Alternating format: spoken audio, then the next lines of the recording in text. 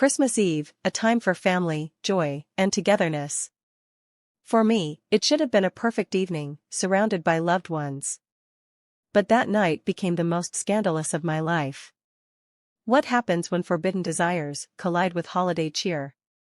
This is my story, a story of betrayal and secrets uncovered in the most shocking way.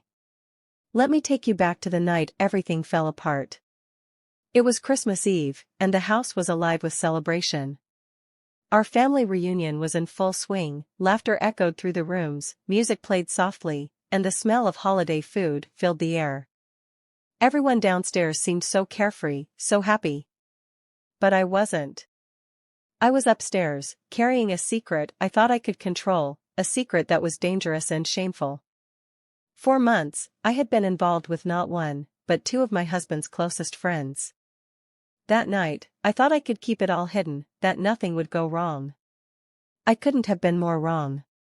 It all began with small moments, casual conversations, laughter, and touches that seemed innocent at first. But as time passed, those moments became something more. Both men were married, just like me, and we spent so much time together as friends. We'd gather for dinners, share stories, and enjoy each other's company. But there was always an undercurrent of something else, something I tried to ignore. On Christmas Eve, the atmosphere was festive. The house was filled with guests, and the air was thick with holiday cheer. As my husband and I greeted everyone, I couldn't help but notice the way they looked at me, those brief, knowing glances that sent a rush of heat through my body. Every time our eyes met, it felt like the world around us disappeared.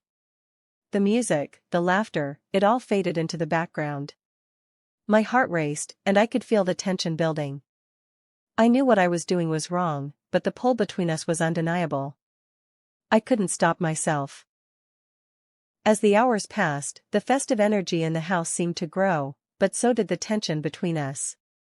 The living room was alive with celebration, children laughing, adults sharing stories, and the warmth of the fireplace casting a golden glow on everything. The scent of cinnamon and roasted turkey filled the air, mingling with the occasional burst of laughter from the dining table. To anyone else, it was a perfect Christmas Eve.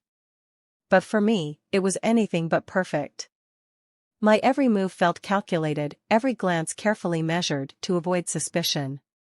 I could feel their eyes on me, even when I wasn't looking. A moment in the kitchen, as I reached for a tray of cookies, one of them brushed past me, his hand grazing my waist ever so lightly. It was fleeting, but it sent a jolt through my body. Later, as I handed out drinks, the other leaned in just close enough to whisper, "You look incredible tonight." His voice was low, almost inaudible, but it was enough to make my pulse race. I tried to play it off, to smile and move on, but the heat in his gaze lingered long after he walked away. I could feel the walls closing in, the secret we shared pressing down on me with unbearable weight.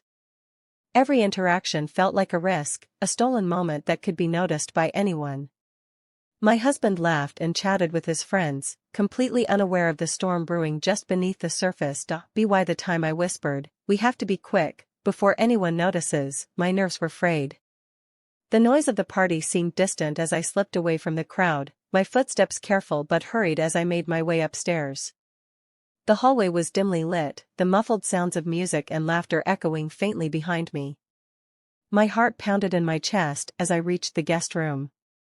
The air felt heavier up here, as if the house itself knew what we were about to do. I hesitated for a moment, my hand on the doorknob, before pushing it open. One by one, they followed. The sound of their footsteps was almost imperceptible, but to me, it was deafening. I couldn't shake the feeling that someone might notice, that a single glance in the wrong direction could unravel everything. Inside the room, the tension was unbearable. The silence between us was charged, every breath heavy with anticipation. I could feel the adrenaline coursing through me, a mix of fear, guilt, and something I didn't want to admit, excitement. I told myself we were being careful, that no one downstairs would suspect a thing. But deep down, I knew better.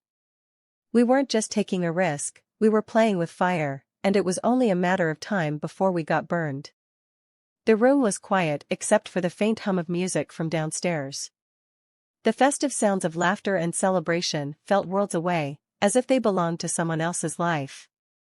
The air in the room was warm, almost stifling, and carried the faint scent of pine and the lingering traces of expensive cologne. I remember the adrenaline coursing through me, the way my heart pounded in my chest. It wasn't just the thrill of what we were doing, it was the knowledge that we were walking a razor's edge. The bed creaked softly as we moved, a sound that made me freeze for a split second each time, terrified it might carry beyond the walls. One of the men leaned in close, his breath warm against my ear as he whispered something that made me laugh nervously. The tension between us was undeniable, a dangerous mix of excitement and fear. I tried to silence the voice in my head that screamed at me to stop, to think about what I was risking. But the pull was too strong, and I gave in, again and again. We thought we had been so careful, timing everything to perfection, ensuring no one would notice our absence. The noise from the party below felt like a protective shield, drowning out the whispers and the occasional shuffle of movement. But deep down, I knew we were tempting fate. Then, I heard it. A sound so faint at first that I thought I had imagined it, the creak of a floorboard, the unmistakable rhythm of footsteps on the stairs.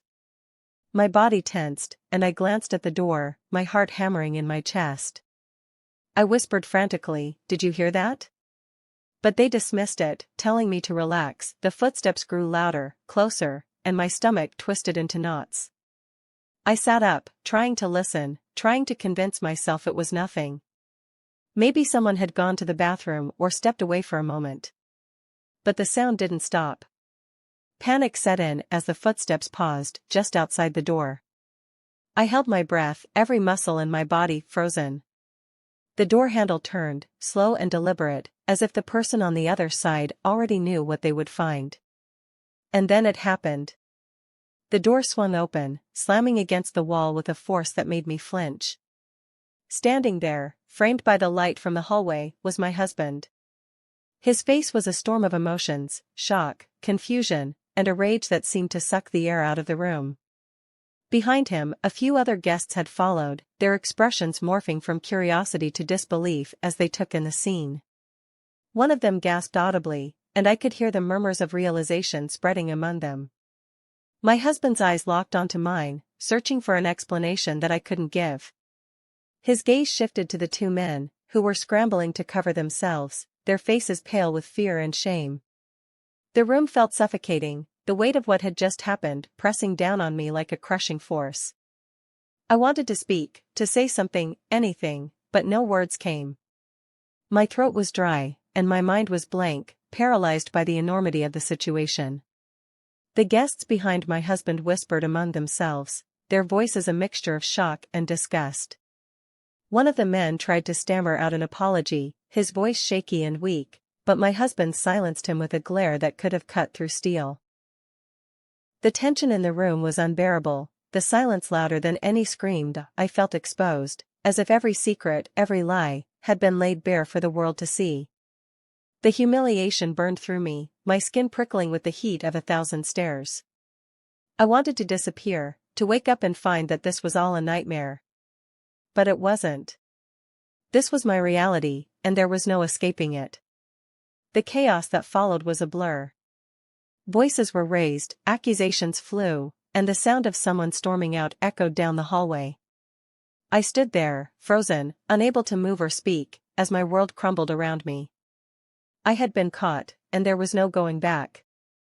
The fallout began the moment the door slammed shut behind my husband. The silence that followed was deafening, but it didn't last long. His voice, sharp and filled with anger, cut through the air as he stormed back downstairs. "Everyone needs to know what's going on," he shouted, his words echoing through the house. I followed him, my legs trembling beneath me, barely able to keep up. My mind raced, desperate to figure out what to say, how to stop this from spiraling further out of control. But it was too late. The party downstairs came to an abrupt halt as my husband burst into the room. The laughter and music died instantly, replaced by a heavy, suffocating silence. All eyes turned to him, then to me as I stumbled into the room behind him. I could feel their stares, their confusion quickly turning to suspicion. He didn't hold back. Ask your husbands what they've been doing, he said, his voice dripping with venom as he pointed at the two men who had followed me down. Their wives, seated together on the couch, looked up in shock. One of them, Anna, laughed nervously, clearly thinking it was some sort of joke. But her laughter faded when she saw the look on my husband's face. What's he talking about? Anna asked, her voice trembling as she looked at her husband. He froze, his face pale, unable to meet her eyes. The other wife, Sarah, stood up, her hands clenched into fists. What is going on? She demanded. The two men stammered, trying to explain, but their words were incoherent, their guilt written all over their faces. The realization hit Anna and Sarah almost simultaneously. Their expressions shifted from confusion to disbelief, then to fury. Anna turned to me, her voice shaking with rage. Is this true? Were you with my husband? She demanded.